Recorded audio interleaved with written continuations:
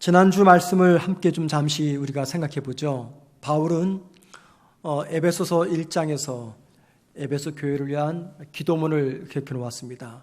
그의 기도문의 핵심은 성령께서 에베소 교회 성도들의 영의 눈을 열어주셔서 세 가지, 즉 그들의 하늘 소망, 또 그들이 하나님께 어떤 존재이며 또 그들을 구원하신 하나님의 능력이 무엇인가를 알게 해달라는 기도의 내용이었습니다. 바울은 그렇게 기도한 다음에 구체적으로 하나님의 능력이 어떤 능력인지를 설명해 놓았어요. 우리가 지난주에 그 능력을 살펴보았습니다. 하나님께 받은 그 능력 때문에 주님에게는 네 가지 결과가 찾아왔다 말씀을 드렸습니다. 그 중에 지난주 두 가지를 말씀드렸죠. 그것이 기억하십니까?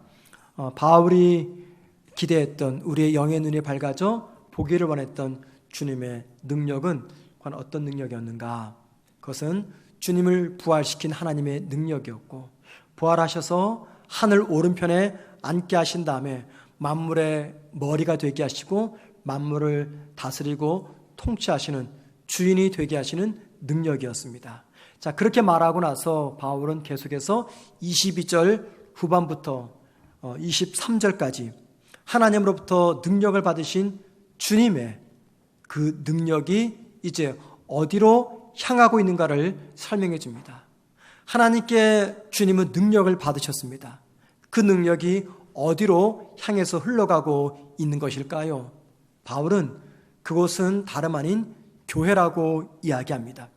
하나님께 받은 주님의 능력이 교회를 향해서 흘러간다라고 하는 것이 22절과 23절의 내용입니다.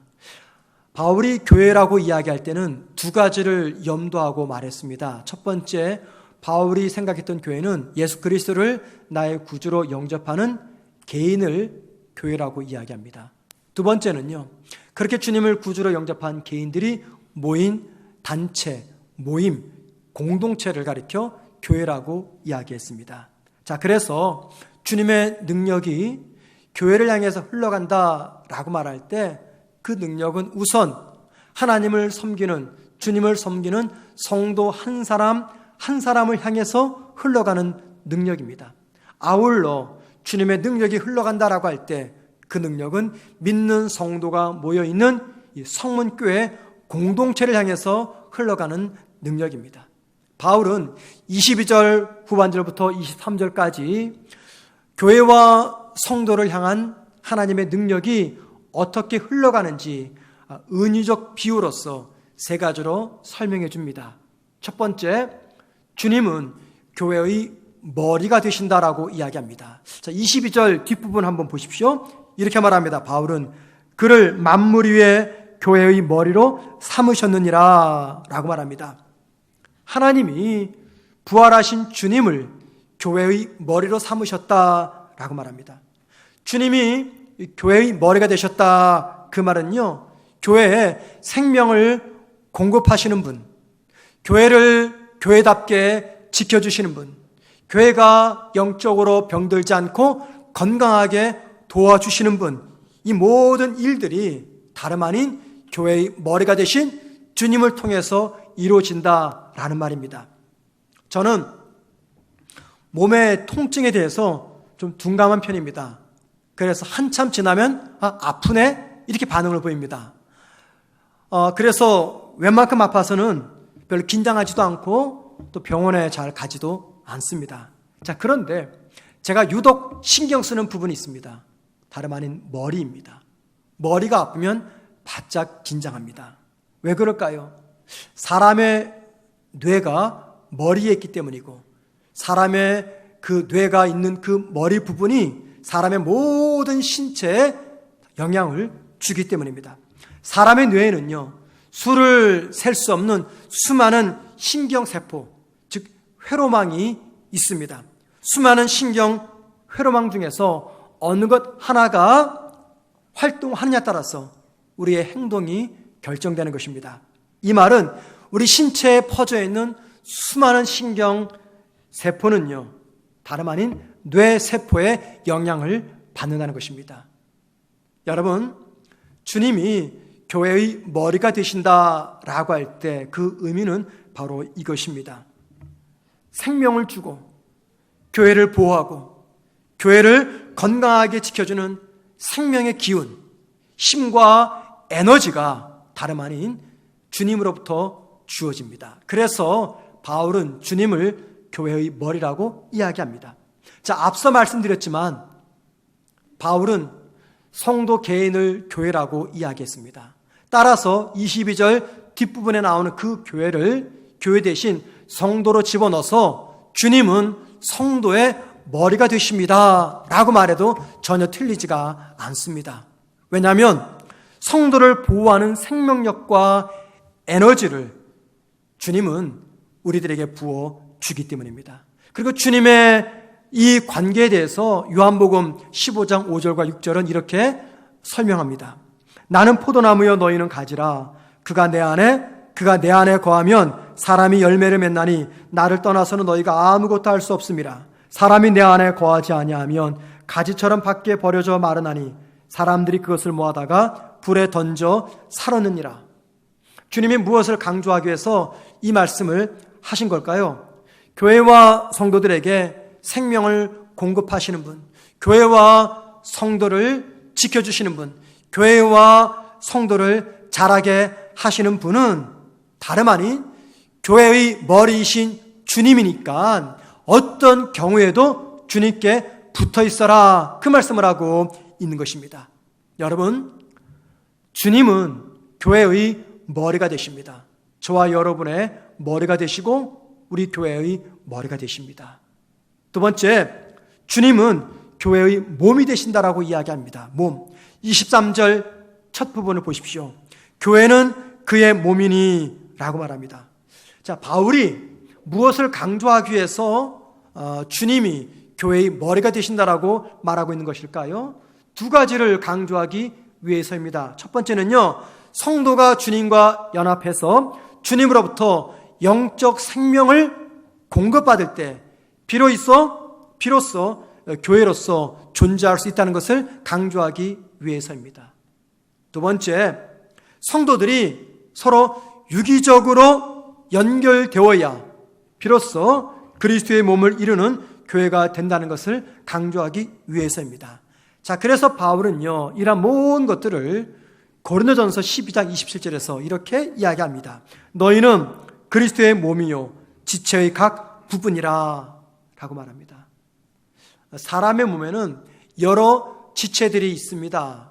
머리부터 시작해가지고 눈, 코, 입, 귀, 팔, 다리 등등 수많은 지체들이 우리 몸에 붙어 있습니다. 그런데 이 지체들이 각각 따로 떨어져 있으면 그 지체 안에는 생명이 존재할 수가 없습니다. 각각의 지체들이 생명 있게 움직일 수 있는 것은 따로 떨어져 있는 것이 아니라 모든 지체들이 유기적으로 연합되어 있을 때, 그때 모든 지체가 서로에게 생명을 공급하기 때문에 생명력 있는 지체가 되는 것입니다. 여러분, 교회를 구성하는 성도가 누구를 중심으로 모여서 한 몸을 이루는 것입니까? 다름 아닌 머리이신 주님입니다. 머리이신 주님께 붙어서 어떤 성도는 팔이 되는 겁니다. 머리이신 주님께 붙어서 어떤 성도는 발이 되는 겁니다. 어떤 성도는 눈이 되고 입이 되고 심지어 어떤 성도는 코 속에 털이 되는 것입니다. 주님께 붙어서 우리 모두는 각기 다른 지체가 되는 것입니다. 자, 그리할 때 우리는 함께 모여서 주님을 머리 삼아서 마침내 주님의 몸인 교회를 이루는 것입니다. 주님이 교회의 머리가 되시고 몸이 되신다. 주님이 성도의 머리가 되시고 몸이 되신다. 이 말이 말입니다. 오늘 저와 여러분에게 엄청난 위로와 용기를 줍니다. 여러분, 우리의 모습을 한번 돌아보십시오. 무엇인가를 하기 위해서 결심을 하면 그게 며칠이나 가던가요? 특별히 그것이 영적인 결심이라면 얼마나 가던가요? 그것이 도덕적이고 윤리적인 결심이라면 얼마나 갑니까? 3일은 갑니까? 때로는 3일은 고사하고 하루도 채 지나지 않아서 그 결심이 산산조각 깨어집니다. 우리의 믿음이 뜨겁지도 않고 차지도 않고 미지근합니다. 나의 존재감이 높지 않아서 사람들은 나를 별로 중요하게 생각하지 않습니다. 그리고 정작 나 자신도 나를 별로 중요하다고 생각하지 않습니다. 여러 모습으로 볼 때 우리 많이 부족하고 연약합니다. 그런데 그런 부족한 나를 가리켜 주님이 지금 무엇이라고 말씀하십니까? 너희는 영광스러운 내 몸을 이루는 지체들이야. 너희가 없으면 내 몸은 절대 세워질 수가 없어. 너희들이 나에게 붙어 있으니 내 몸이 존재하는 거야 말씀하고 있습니다. 여러분, 이것보다 더 존귀한 우리의 신분이 어디 있습니까? 주님은 저와 여러분의 머리가 되시고 몸이 되셔서 저와 여러분을 지체 삼아 주님의 몸된 교회를 세우기를 원하십니다. 교회 공동체가 세상 공동체와 다른 이유가 있습니다. 여러분, 교회 공동체가 세상의 여느 공동체와 비교할 때 다른 특징이 무엇입니까? 그것은요, 교회 공동체는 생명의 공동체라는 것입니다. 그리고 교회의 그 생명은 교회의 머리 대신 주님으로부터 공급이 되는 것입니다.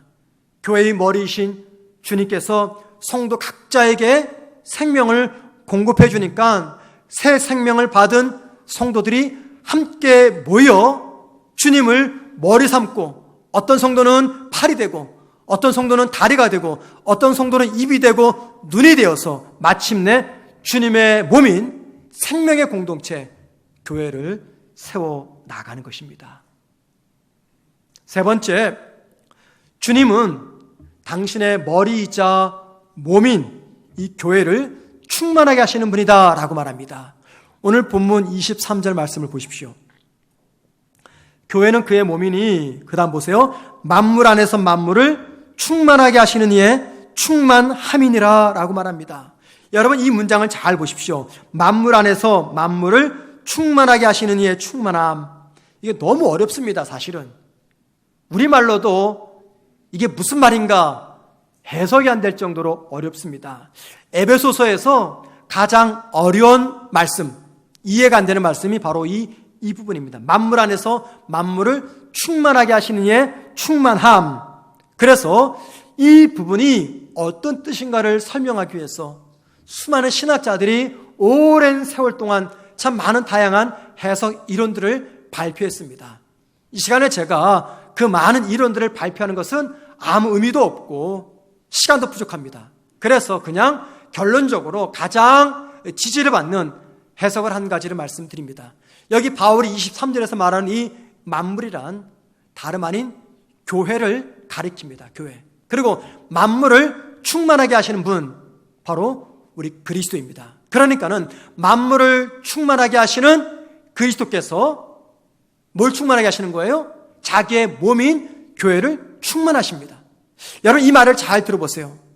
주님께서 당신으로 교회를 충만하게 하신다. 이 말은 무슨 말입니까? 주님이 어떻게 해서 자신으로 교회를 충만케 하신다는 말입니까? 사도행전 2장 4절을 보면은요, 오순절날 제자들과 초대교회 성도들이 성령 충만함을 받게 됩니다. 그때 장면을 2장 4절에서 이렇게 말합니다. 그들이 다 성령의 충만함을 받고 라고 말합니다. 오순절 성령을 충만히 받았습니다. 자, 그런데 베드로는 자기들이 받은 성령 충만함의 의미가 무엇인지를 그 뒷부분 사도행전 2장 33절에서 이렇게 설명해 줍니다. 하나님이 오른손으로 예수를 높이심에 그가 약속하신 성령을 아버지께 받아서 너희가 보고 듣는 이것을 부어 주셨느니라. 이 말이 무슨 말입니까? 죽음에서 부활시킨 그 주님을 하나님은 하나님 우편에 앉으셨습니다. 그 오른편에 앉아 계신 주님께서 하나님께 부탁하셔서 성령을 받아서 오순절날 기도하는 제자들과 성도들에게 충만히 부어주셨다라고 이야기합니다. 그러니까는 주님께서 성령을 하나님께 받아서 제자들에게 보내주신 겁니다. 자, 그런데 여러분, 성경은 이 성령을 가리켜 하나님의 영 또는 그리스도의 영이라고 이야기합니다. 로마서 8장 9절입니다. 만일 너희 속에 하나님의 영이 거하시면 너희가 육신에 있지 아니하고 영에 있나니 누구든지 그리스도의 영이 없으면 그리스도의 사람이 아니라 라고 말합니다. 성령은 그리스도의 영이라고 말합니다. 자, 그러니까는 주님께서 오순절날 기도했던 제자들에게 성령을 보내주셨다. 그 말은 누구를 보내신 거예요? 주님 당신을 보내주신 겁니다. 자, 그래서 예수님이 교회를 자신으로 충만하게 하신다.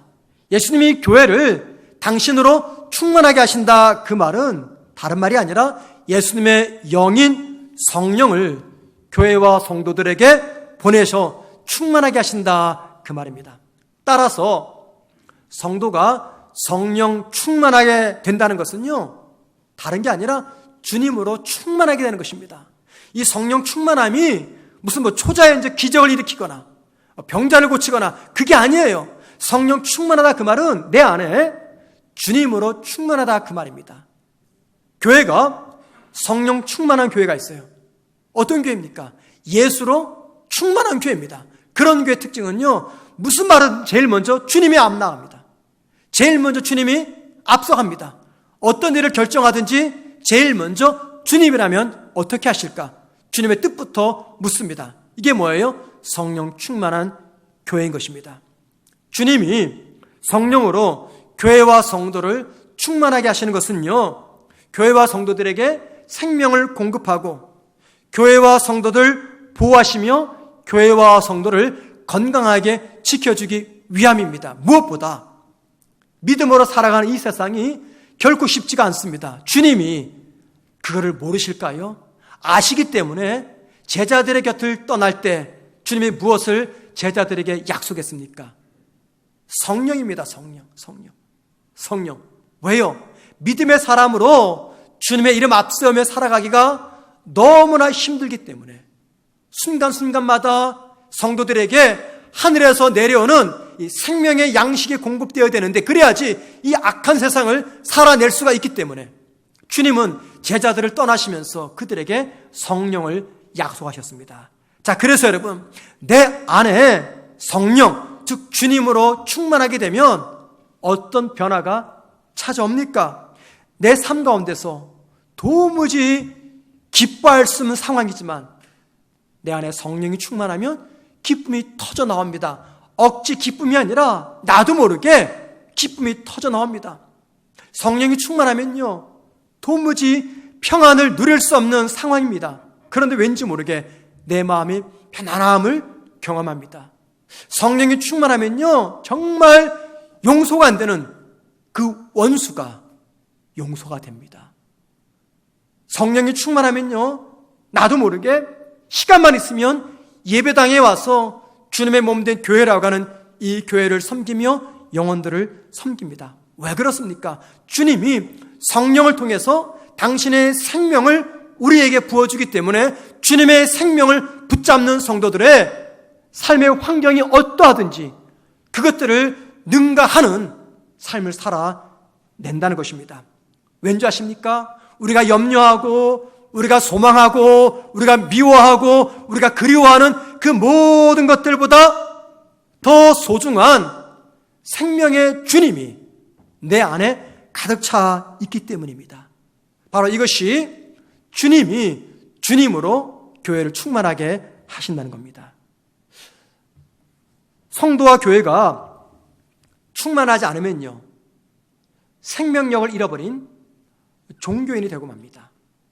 그리고 성령이 떠난, 성령이 함께하지 않는, 주님으로 채우지 않는 그런 종교인들이 함께 모인 단체는 더 이상 신앙 공동체가 아니라 종교 집단이 되고 맙니다. 여러분, 제가 여러분을 향해서 종교인이라고 말하는 것이 아닙니다. 예수를 믿지만 예수와 관계없고 성령 충만하지도 않는 그런 분을 종교인이라고 말합니다. 제가 어제 저녁에 이 설교 원고를 검토하면서 이 종교인 단어 대신에 신앙인으로 고쳐 썼어요. 왜냐하면 성도들에게 종교인이라고 말하면 너무 이게 좀 불편한 단어이기 때문입니다. 그런데 어제 밤늦게 설교를 암기하며 원고를 보면서 이 신앙인이라는 단어가 자꾸만 제 마음에 걸려요. 이거 아니잖아. 이거 아니잖아. 예수 생명이 없는 사람이 어떻게 신앙인이야? 그건 종교인이지. 도무지 제가 납득이 안 되고 용납이 안 돼. 그래서 혹 여러분 가운데 이 말씀이 단어가 불편하게 들으신다 하더라도 저는 어쩔 수 없이 신앙이 아니라 그냥 종교인으로 바꿔놓았습니다.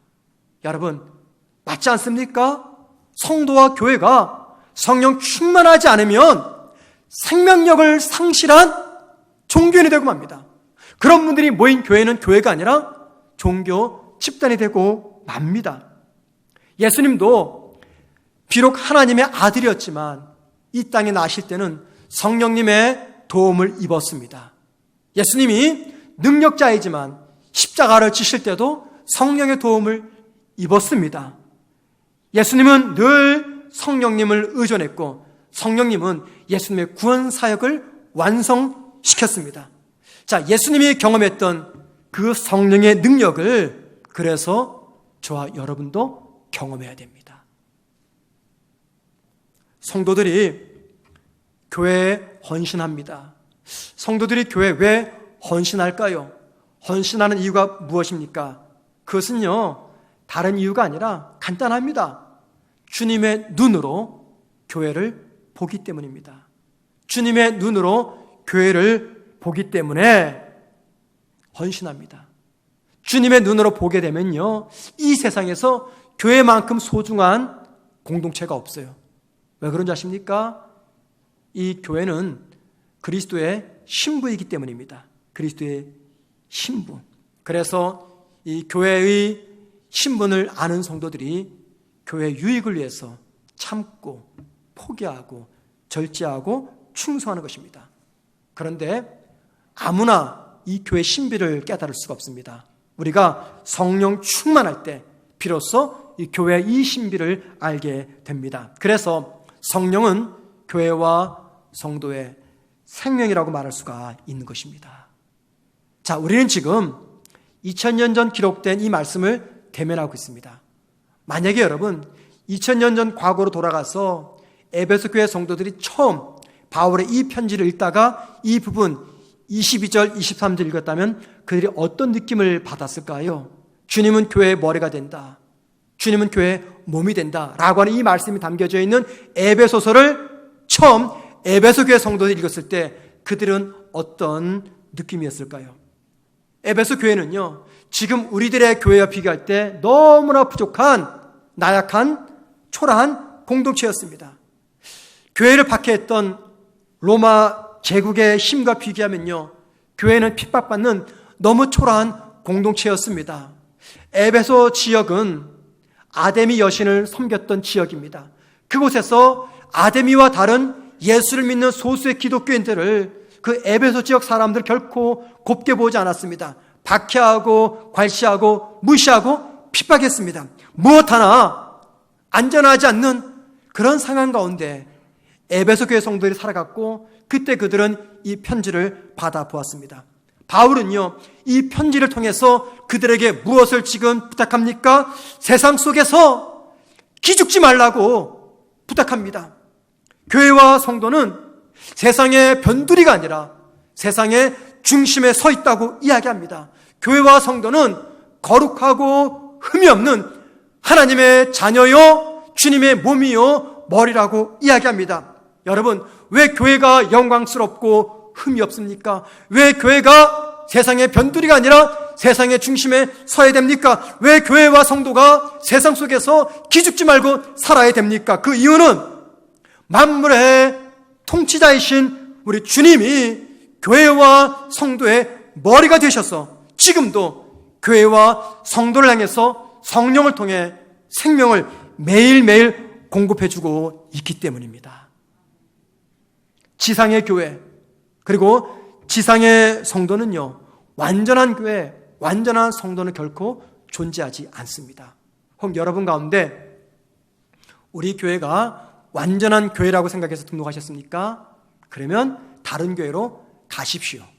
우리 교회는 절대 완전한 교회가 아닙니다. 여러분 보실 때 천 목사가 꽤 괜찮은 목사처럼 생각해서 등록하셨습니까? 죄송한 말씀이지만 다른 교회 가지 마시고 그 기대 그냥 내려놓으십시오. 제가요, 우리 교회 온 지 이제 4년이 지났어요. 한 1년, 2년 때는 제가 좀 꽤 괜찮았죠. 예. 저의 장점이 많이 보였을 겁니다. 왜요? 그때는 허니문 기간이었어요. 신혼 기간. 다 예뻐 보이는 거예요. 다 좋아 보이는 거예요. 밥 먹는 것도 예뻐 보이고 싫은 소리 하는 것도 예뻐 보이고 다 좋아 보입니다.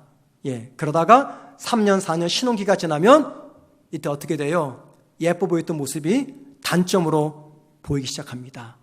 예. 그리고 왜 저것밖에 안 되지? 라고 생각을 합니다. 자, 그러다 보면 어떻게 된 줄 아십니까? 다른 교회를 기웃기웃거립니다. 다른 교회 목사들의 설교를 기웃기웃거립니다. 저 다 이해합니다. 괜찮습니다, 여러분. 그거 하지 말라는 소리가 아니에요. 하시되 우리 교회에 나오십시오. 예. 여러분, 이 교회가 좀 괜찮은가 싶어서 등록을 합니다. 이 목사가 좀 괜찮은가 싶어서 등록을 합니다. 그런데 시간이 지나면요, 단점이 보입니다. 그러면 이제 더 나은 교회를 찾아서 다른 교회로 옮깁니다. 그 교회에서 한참을 지나다 보니까 그 교회도 똑같은 문제가 발생해요. 여기도 아닌겨요 해가지고 또 다른 교회로 이동합니다. 한 2, 3년을 다니다가 똑같아요. 여러분, 평생 내 마음에 100% 드는 교회를 목사를, 설교자를 찾을 수가 없습니다. 인정하셔요. 지상에서는요, 완전한 교회, 완전한 성도는 없습니다. 매일매일 우리 모두는 치열하게 끊임없이 연약함과 부족함에 노출되어서 싸우고 있습니다. 하루에도 수를 셀 수 없을 만큼 죄에 넘어가고 유혹에 넘어가며 죄에 붙들립니다. 믿는 자들이 모인 공동체예요. 그런데 이 교회당에서 세상과 똑같은 다툼과 분쟁이 벌어집니다. 그래서 세상의 사람들은 교회와 성도를 향해서 손가락질하고 돌을 던집니다. 그런데 여러분, 그럼에도 불구하고 우리 주님은 결코 교회와 성도를 포기하지 않습니다. 웬만하면 포기할 법도 안 돼. 이제는 포기할 법도 안 돼. 주님은 결코 교회와 성도를 포기하지 않습니다. 포기하지 않을 뿐더러 교회의 통일성, 거룩성, 교회의 순결성을 공격하는 외부 세력을 보고만도 잊지 않습니다. 그것이 사람이든 그 제도이든 그것이 국가이든 교회를 공격하는 세력에 대해서 주님은 결코 용납하지 않습니다. 여러분, 절대 교회의 적은 되지 마십시오. 이게 제가 목회 편안하게 하려고 말하는 게 아니에요. 이거 협박하는 거 절대 아닙니다, 여러분. 절대 그거 아닙니다. 오해하지 마세요. 우리 주님이 정말 기뻐하지 않으세요. 세상 사람들이 볼 때 부족했던 그 교회가 주님의 눈이라고 부족하지 않게 보이겠습니까? 부족하죠. 허물이 많죠. 그런데 주님은 절대 교회 포기하지 않습니다. 왜 그럴까요? 이유는 간단합니다. 교회가 누구예요? 그리스도의 신부잖아요.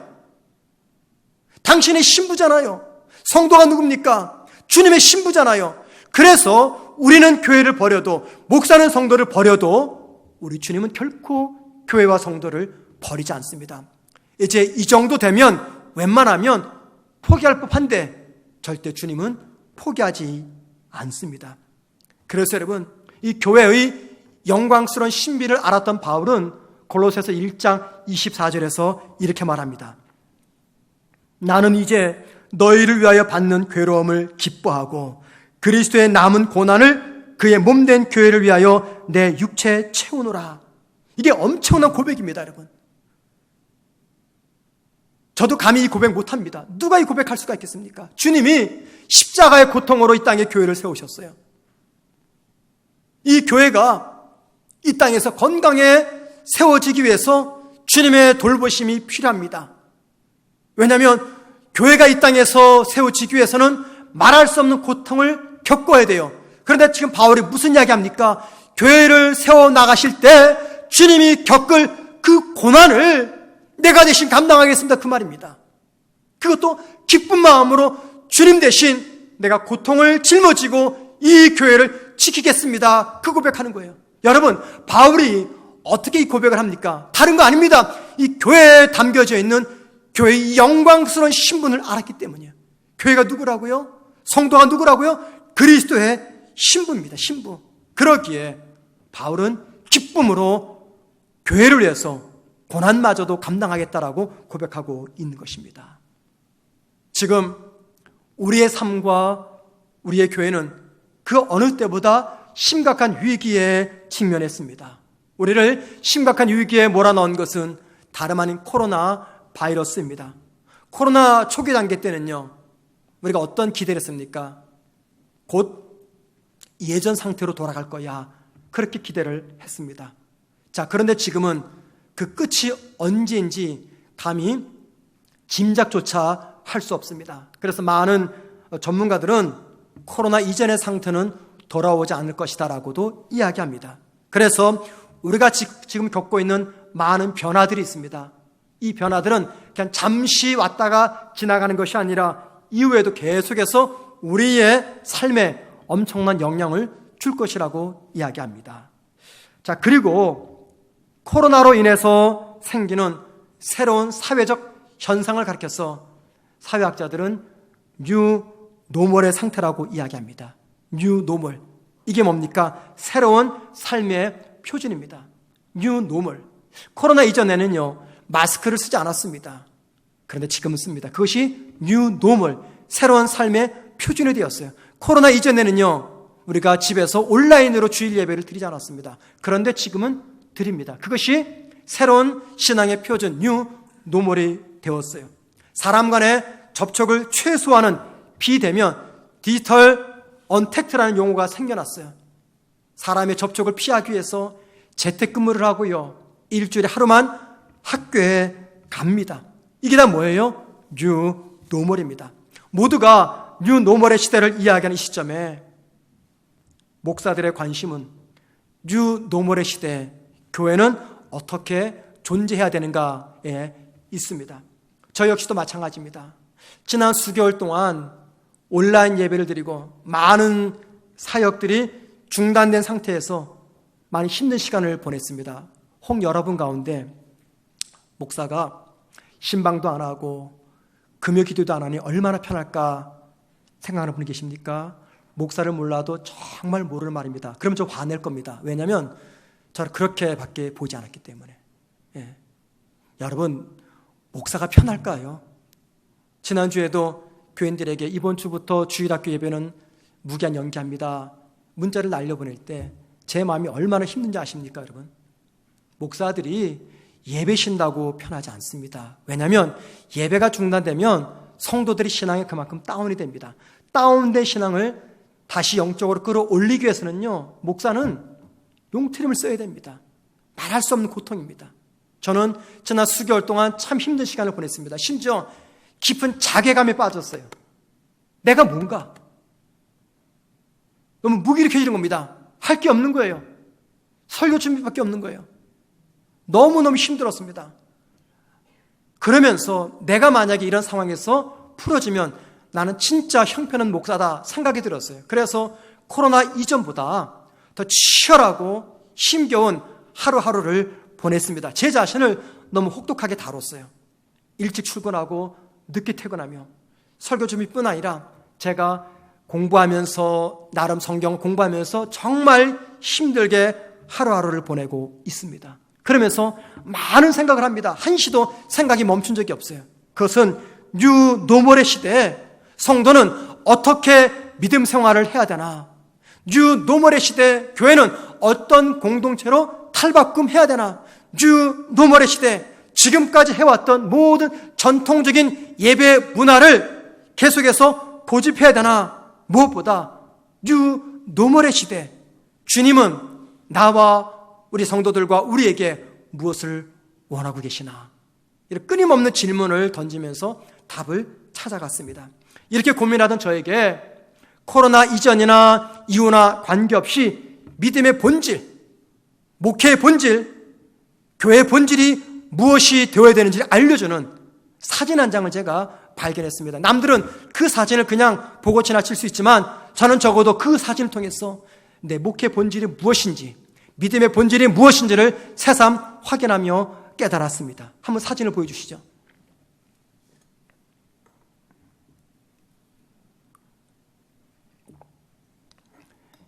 사진 속에 한 어린 소녀가 쭈그리고 잠에 빠져 있습니다. 미국에 이라크를 폭격하니까 그때 저 사진 속의 어린 소녀의 엄마 아빠가 죽고 말았습니다. 그리고 부모를 잃고 아이는 이제 고아원으로 들어갑니다. 고아원에 살다가 어느 날 문득 엄마가 너무 그립고 보고 싶어졌습니다. 그래서 저 아이는 땅바닥에다가 엄마 모습을 그렸습니다. 그리고 나니 엄마 품이 너무나 그리운 거예요. 그래서 저 땅바닥에 그린 그림이 엄마 품이라 생각해서 엄마 품에 안겨 저렇게 쪼그리고 잠을 자고 있는 그림이었습니다. 저 그림을 보는데 제 마음이 짠하면서 나도 모르게 눈물이 흘러내렸습니다. 어린아이가 얼마나 엄마가 그립고 보고 싶었으면 땅바닥에다가 엄마를 그려놓고 그 그림을 엄마라 생각해서 엄마 품에 안겨 잠이 든 저 모습, 저는 눈물 흘렸어요. 아마도 동병상련 때문에 그런 것 같습니다. 제가 만 4살 때 저희 아버님이 세상을 떠났어요. 그리고 저희 아버님의 사진 한 장이 없다 보니 저는 저희 아버님의 모습을 떠올릴 수조차 없습니다. 제가 지금까지 여러 종류의 꿈을 꿨는데 아버지에 관한 꿈은 딱 한 번 꿨습니다. 그때가 영국 유학 중에 너무 힘들 때였어요. 너무 힘든 저녁 잠을 잤는데 꿈속에 저희 아버지를 만났습니다. 그런데 여러분, 제가 꿈에서 깨어나서 펑펑 울었습니다. 왜냐하면 꿈속에 저희 아버지의 모습이 보이지 않는 거예요. 몸은 있는데 얼굴이 없어요. 왜냐하면 저는 저희 아버지 얼굴을 모르기 때문입니다. 펑펑 울었어요. 자, 그런데 제가 이 사진을 보며 이 소녀의 마음이 이해가 되더라고요. 얼마나 엄마가 보고 싶었으면 땅바닥에다가 엄마를 그려놓고 그 그림 속에 엄마가 진짜 엄마라 생각을 해서 엄마 품에 안겨서 잠이 든 이 소녀, 어린 소녀.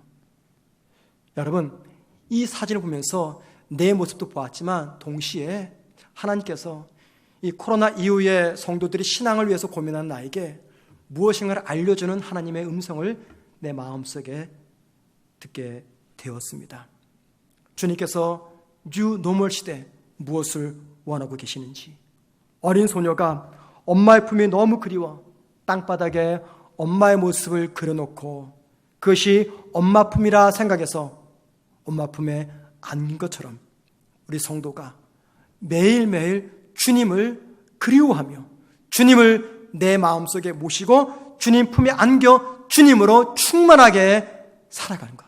이게 바로 뉴 노멀 시대 혹은 그 이전의 시대, 우리 주님이 믿는 성도에게 원하시는 우리의 신앙의 참 모습이라는 것입니다. 어린 소녀가 그림 속 엄마에게 푹 들어갔듯이 저와 여러분이 주님의 사랑에 충만히 젖어들어서 주님을 느끼며 주님과 함께 교제하는 것, 이것이 주님이 저와 여러분에게 원하시는 것입니다. 사랑하는 성도 여러분, 주님이 왜 우리에게 수많은 예배를 요구하실까요? 주님이 왜 저와 여러분에게 섬김과 헌신을 요구하실까요? 주님이 왜 저와 여러분에게 기도하기를 바라시는 것입니까? 그것은요, 이 모든 활동들을 통해서 내 안에 주님이 충만하도록 하기 위해서입니다. 우리 교회 안에, 우리 가정 안에 예수님이 충만하게 되도록 하기 위해서 저와 여러분을 예배의 자리로 부르고 섬김과 헌신의 자리로 부르고 기도의 자리로 부르시는 겁니다. 이 목적 때문에 내 심령에, 우리 가정에, 우리 교회에 주님이 충만하게 머무는 것, 이 목적 때문에 목사가 존재하는 것이고 교회가 존재하는 것이고, 이 목적 때문에 우리 주님이 하늘의 아버지로부터 성령을 받아 우리들에게 충만히 부어 주시는 것입니다. 따라서 지금 당장은요, 코로나 이전의 상태로 돌아가지 못할 겁니다. 그래서 이전처럼 내 마음이 흡족할 만큼 예배를 드리지 못합니다. 모든 사역이 중단이 됐습니다. 셀 모임도 중단됐어요. 성도의 교제가 단절이 됐어요. 기도도 내가 마음껏 할 수가 없습니다. 그러나 여러분, 코로나 때문에 우리가 많은 것들을 잃었지만 한 가지는 결코 잊어서는 안 됩니다. 그것은요, 내 안에 나의 생명이신 우리 주님을 채우는 것입니다.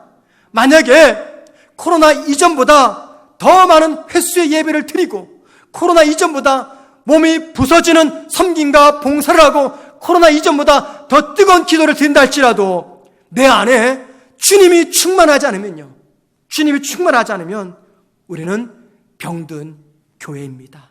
병든 교회. 여러분도 힘들고 저도 힘든 시간들을 지나가고 있습니다. 이 힘든 이 시각에 최근에 제가 어느 시 한 편을 읽고요, 또 역시 눈물을 떨궜습니다. 이 남자가 나이가 드니까 자꾸만 여성 호르몬이 생기는지 눈물이 나요. 눈물이.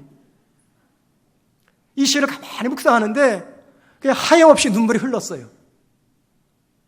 17세기 영국의 서정 시인 중에 허버트라는 분이 있습니다. 이분이 쓴 시 중에 사랑이라는 제목의 시가 있어요.